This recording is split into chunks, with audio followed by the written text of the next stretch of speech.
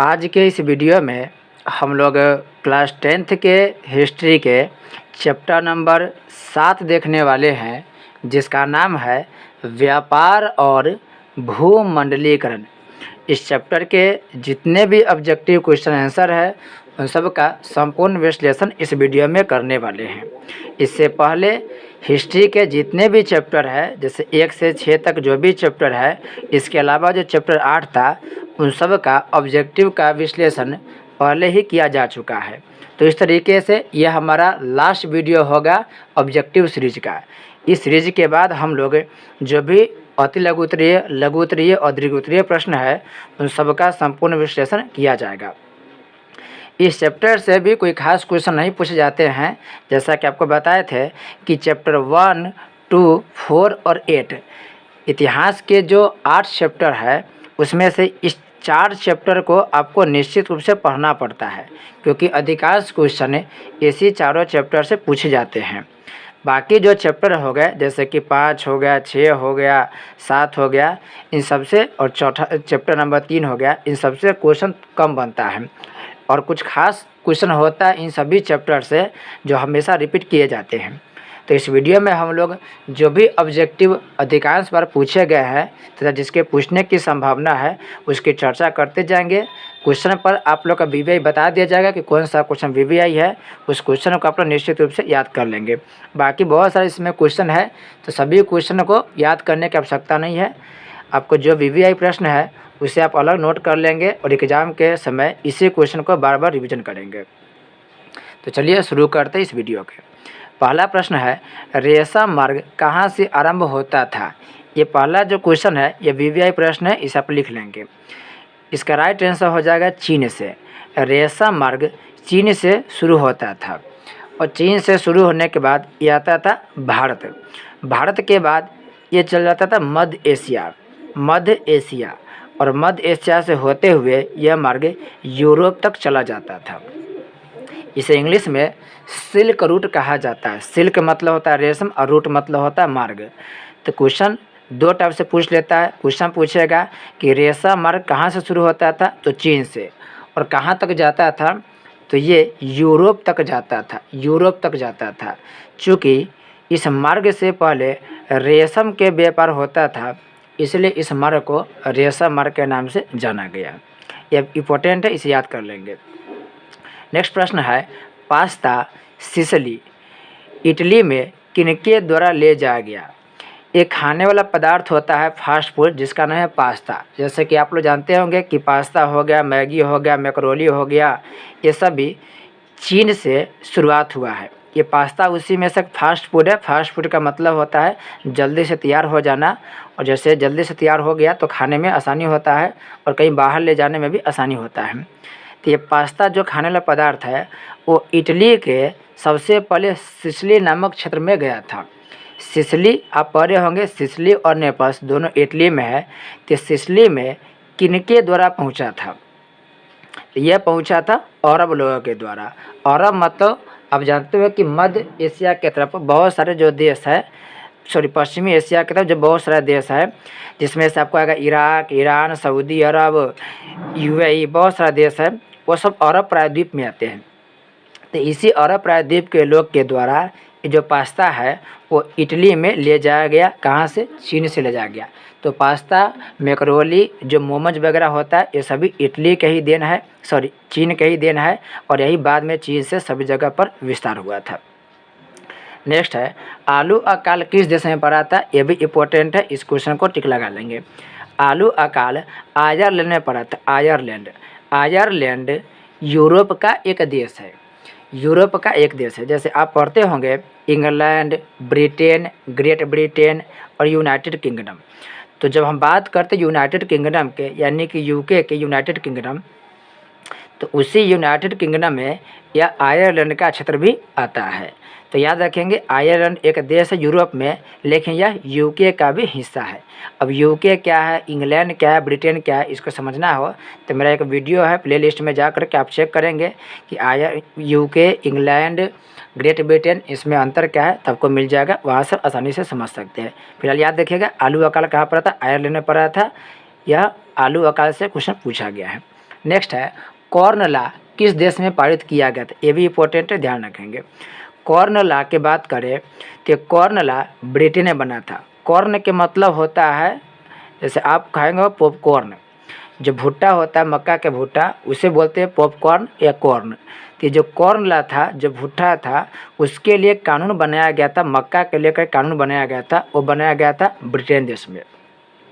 हुआ क्या कि सन 1845 ईस्वी के आसपास में, 1945 ईस्वी के आसपास में ब्रिटेन में क्या हुआ, अनाज की कमी हो गई। और अनाज में जब कमी हुआ तो वहाँ के जो लोग व्यापारी लोग थे वह बाहर से जो मक्का आ रहा था, आयात हो रहा था, उस पर रोक लगा दिया। सरकार के द्वारा कहा, सरकार पर प्रेशर बनाया कि बाहर से जो भी मक्का आ रहा है हमारे देश में उसे रोक लगा दिया जाए।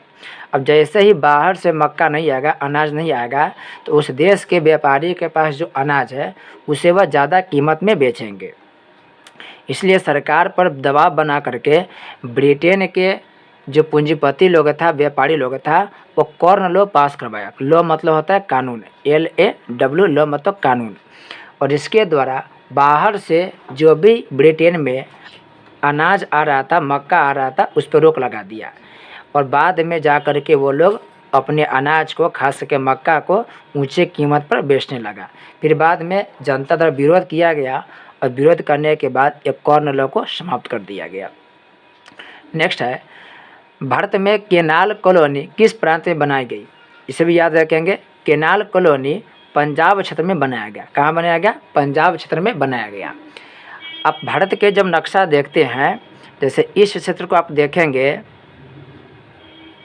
ये हो गया आपको गुजरात क्षेत्र, और गुजरात के ऊपर ही आप देखेंगे तो बहुत बड़ा हिस्सा आता है राजस्थान के। ये हो गया राजस्थान के क्षेत्र। ये जो राजस्थान केरल क्षेत्र है, यहाँ पर आप देखते होंगे कि मरुस्थलीय क्षेत्र है, यहाँ पर अनाज का उत्पादन नहीं होता है। लेकिन इसके ऊपर क्षेत्र से एक नदी बहती है जिसका नाम है सतलज नदी। और इस सतलज नदी से एक नहर निकाला गया जिस नहर के नाम है इंदिरा गांधी नहर। जब ये नहर निकाला गया तो इस नहर से इस क्षेत्र को पानी खूब मिला और सिंचाई होने लगा। तो अंग्रेज जब इंडिया में आया तो अंग्रेज़ों द्वारा क्या किया जाना, इस सतलज नदी से जब नहर के शुरुआत हुआ था शुरुआती समय में, तो यह आसपास के क्षेत्र में बहुत सारे मजदूरों को यहीं पर बसा दिया। सतलज नदी के आसपास जो नहर निकाला गया उसके आसपास के क्षेत्र में, तो जो मजदूर इस इलाके में बस गया, उसी मजदूर के बस्ती को केनाल कॉलोनी कहा गया।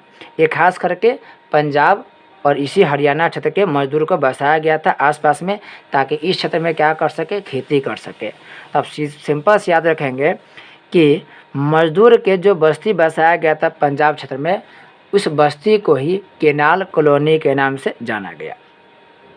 एक और क्वेश्चन पूछता है घेटों से, तो यहूदी लोग के बस्ती को घेटो कहा जाता है, ये भी क्वेश्चन पूछा गया है। और पंजाब में जो मजदूरों के बस्ती बसाया गया उसे केनाल कॉलोनी कहा जाता है। नेक्स्ट है विश्व बाजार के रूप में पहला कौन सा नगर उभर कर आया था, इसका राइट आंसर हो जाएगा अलेक्जेंड्रिया। और अलेक्जेंड्रिया की बात करें तो यह अलेक्जेंड्रिया नामक शहर का निर्माण जो किया था, शुरुआत किया था, वह किया था सिकंदर ने। सिकंदर के नाम सुने होंगे, यह इसे कहा जाता है विश्व विजेता, इसी के द्वारा अलेक्जेंड्रिया नामक नगर की स्थापना किया गया था। नेक्स्ट है ईस्ट इंडिया कंपनी अफीम किस देश को भेजती थी? अफीम चीन को यह भेजता था, चीन को। और अफीम भेज करके पूरे चीन के जो युवा आबादी था उस सबको नशा में डाल दिया, और बाद में धीरे धीरे चाइना के साथ लड़ाई करके ब्रिटेन उस चाइना क्षेत्र पर भी कब्जा कर लिया था। तो पहले तो वहाँ के लोगों को, वहाँ के युवा लोगों को पहले नशा में डाल दिया, अफीम का नशा सिखा दिया, और जब वो नशा से पूरी तरह ग्रस्त हो गए, जब अफीम के बिना वो लोग नहीं रह सकते थे, तब बाद में जा कर के उन लोगों के राजाओं पर हमला किया गया और धीरे धीरे पूरे चाइना क्षेत्र पर अंग्रेजों द्वारा कब्जा कर लिया गया। नेक्स्ट है वृहद उत्पादन व्यवस्था किस देश में आरंभ की गई? यह आरंभ किया गया था अमेरिका में।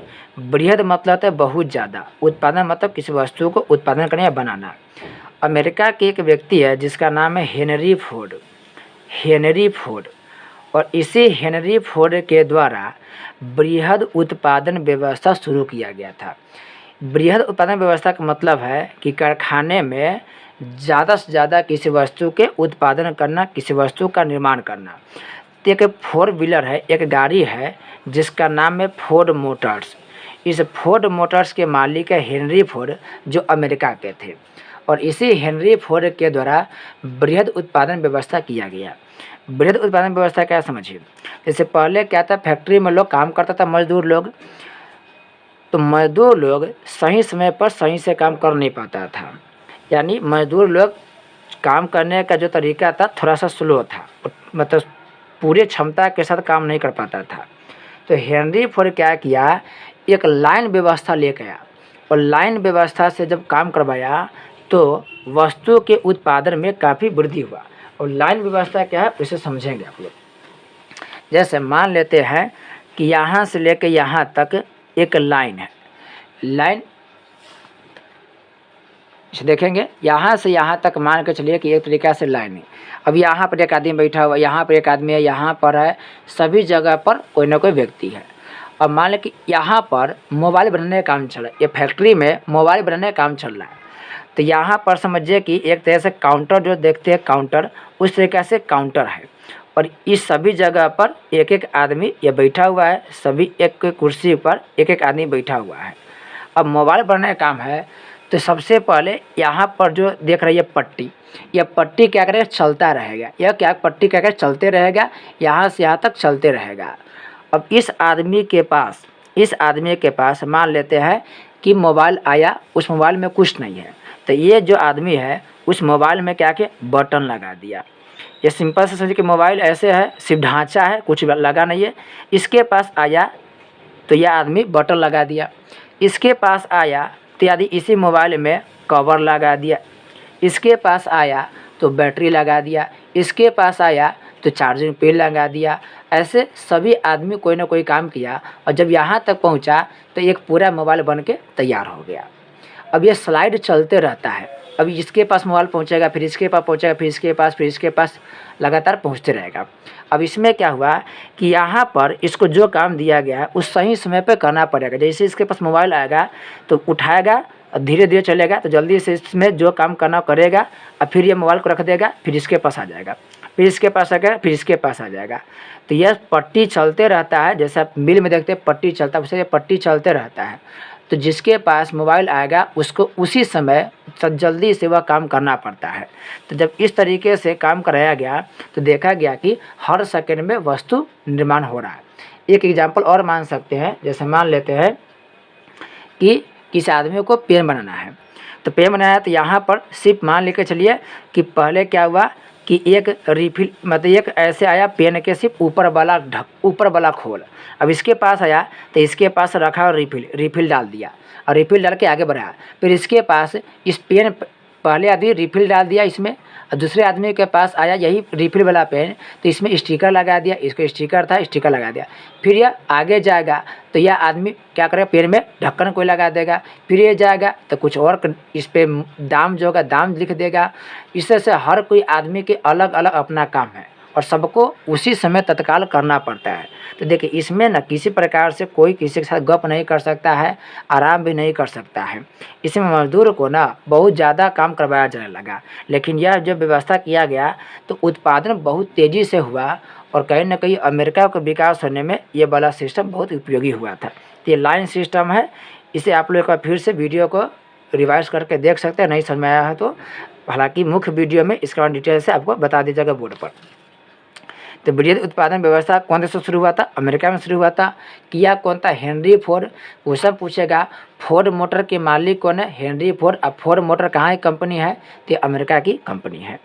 नेक्स्ट है, द्वितीय महायुद्ध के बाद आर्थिक दुष्प्रभावों को समाप्त करने के लिए यूरोप में किस संस्था का उदय हुआ। इसका राइट आंसर हो जाएगा यूरोपीय आर्थिक समुदाय। यूरोपीय आर्थिक समुदाय, और यह बना था 1957 में, 1957 में यानी 1957 में। द्वितीय महायुद्ध 1939 से शुरू हुआ था और 1945 में ख़त्म हो गया था। 1939 में दूसरा विश्व शुरू हुआ था और 1945 में ख़त्म हो गया। इस युद्ध में ना इंग्लैंड जीत गया था, लेकिन यूरोप और इंग्लैंड को बड़ा नुकसान हुआ था। अतः अपने नुकसान से उबरने के लिए ये लोग एक ग्रुप बनाया।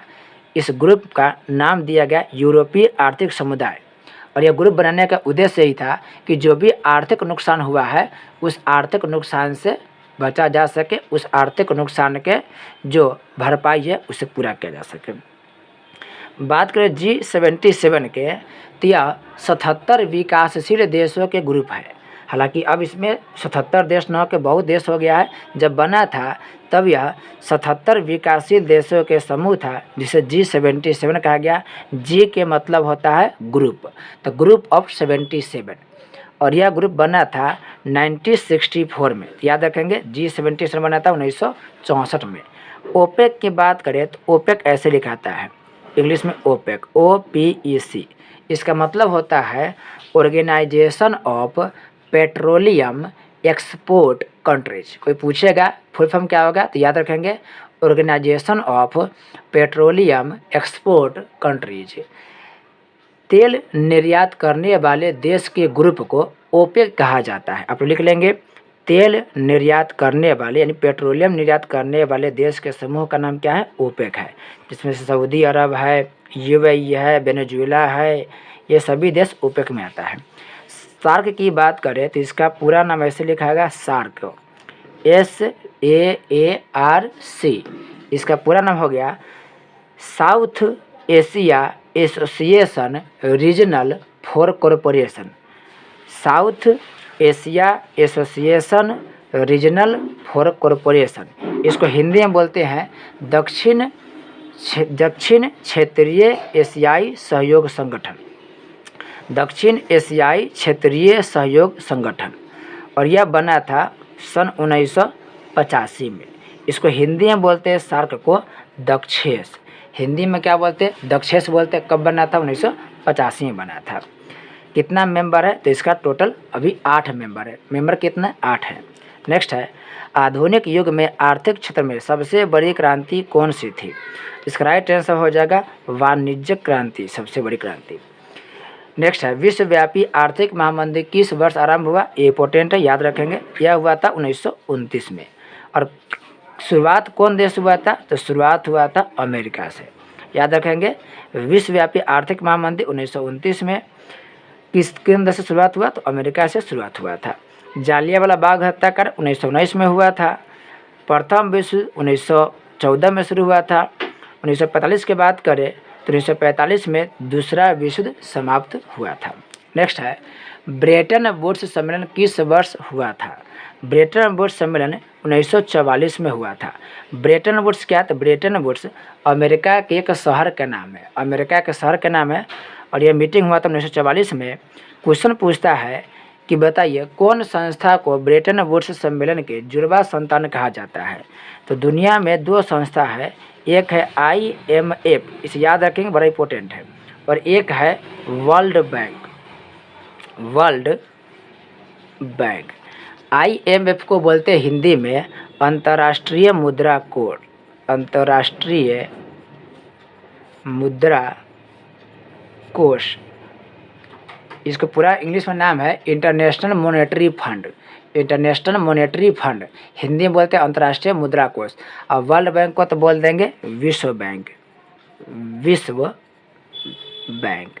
ये दोनों जो संस्था है वो दोनों संस्था दुनिया में जो भी देश है उसको कर्जा देने का काम करता है। यानी पूरे दुनिया में किसी देश को जब पैसा की कमी होता है तो वर्ल्ड बैंक यानी कि विश्व बैंक और IMF यानी कि अंतर्राष्ट्रीय मुद्रा कोष ये कर्जा देने का काम करता है।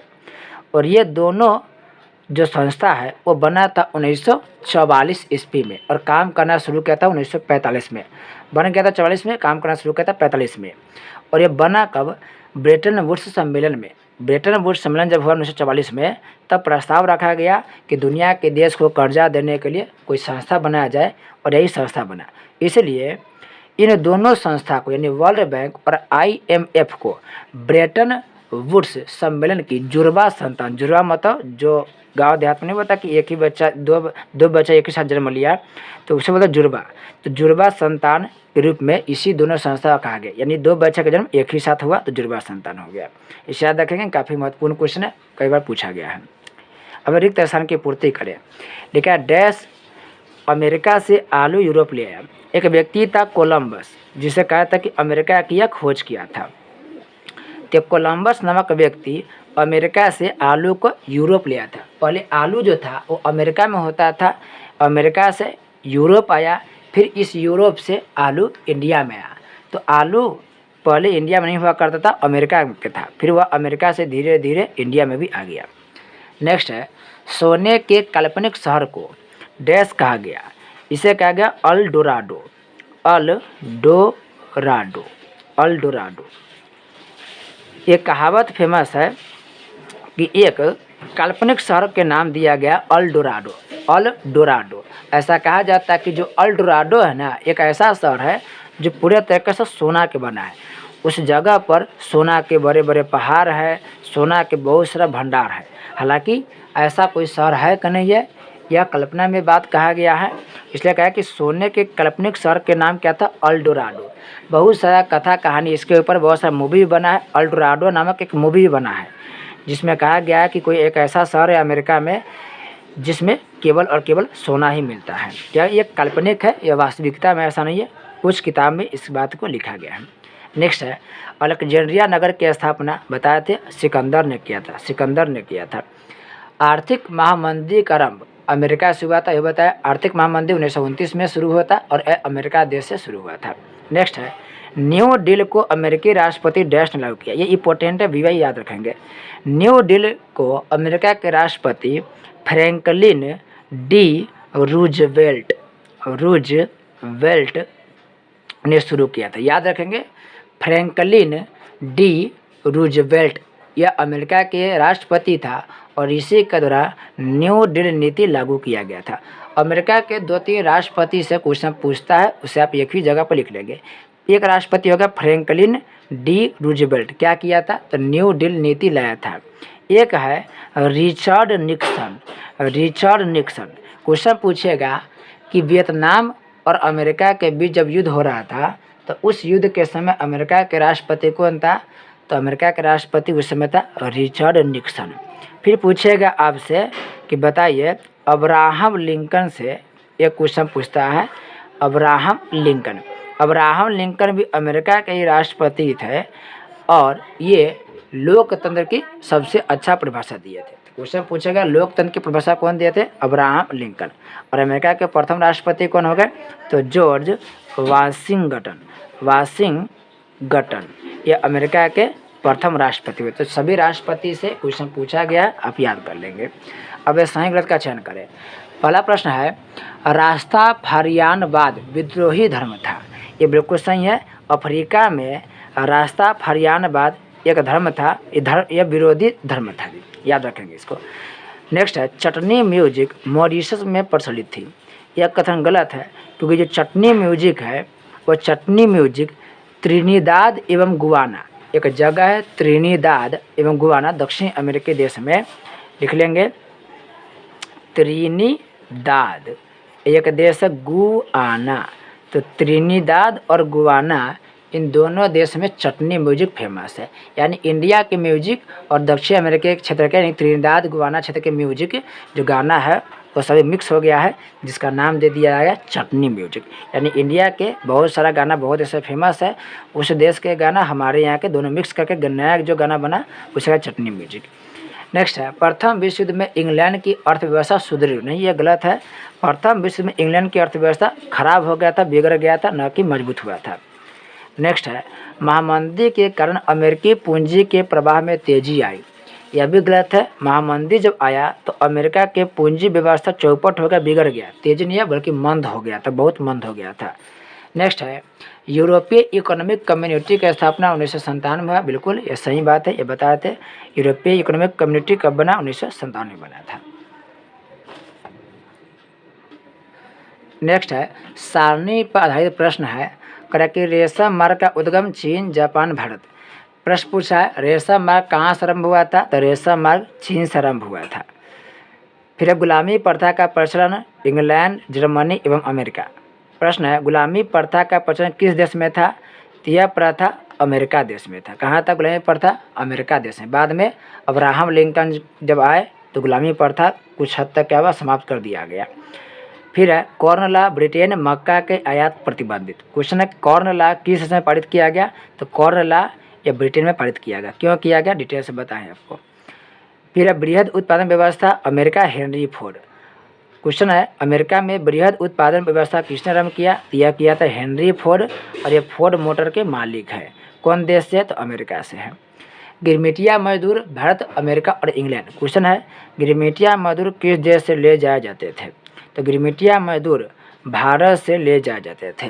गिरमिटिया मजदूर का मतलब है भारत के जो बिहार के क्षेत्र है, यूपी के क्षेत्र, झारखंड के क्षेत्र है, तो वहाँ से मजदूर को इंग्लैंड के लोग ले जाता था और विदेश में जाके काम करवाता था। विदेश में जाकर काम करवाता था एग्रीमेंट करवा के कि देखो आपको एग्रीमेंट करना है, जो कागज़ है उस पर अंगूठा लगाओ या साइन करो, और हम जहाँ ले जा रहे हैं वहाँ पे काम करना है, और तब तक काम करना है जब तक कि काम समाप्त ना हो जाए। तो इंडिया के बहुत सारे लोग को, खासकर बिहार और यूपी के लोग से ले गया बाहर, और वहाँ पर ले जा कर के उनको गन्ना के खेत में, चाय के बागान में, कॉफ़ी के बागान में काम करवाया। उस मजदूर को गिरमिटिया मजदूर कहा गया। अब एक कॉलम अ को कॉलम ब से मिलान करना है।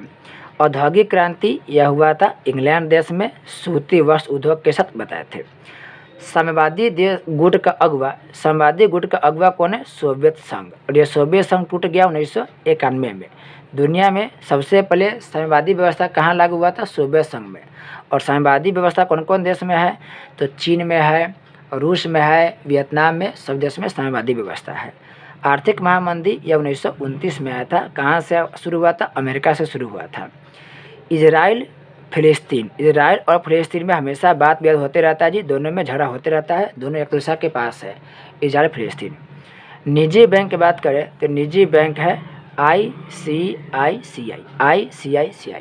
ICICI के फुल फॉर्म हो गया industrial credit and investment corporation of India. फिर से बोल रहे हैं इंडस्ट्रियल क्रेडिट एंड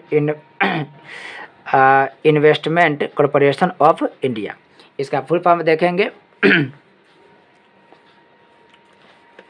यहाँ पे देखेंगे industrial credit and investment corporation of India, ये हो गया ICICI बैंक के फुल फॉर्म। आप इसे वीडियो को पॉज करके लिख लेंगे।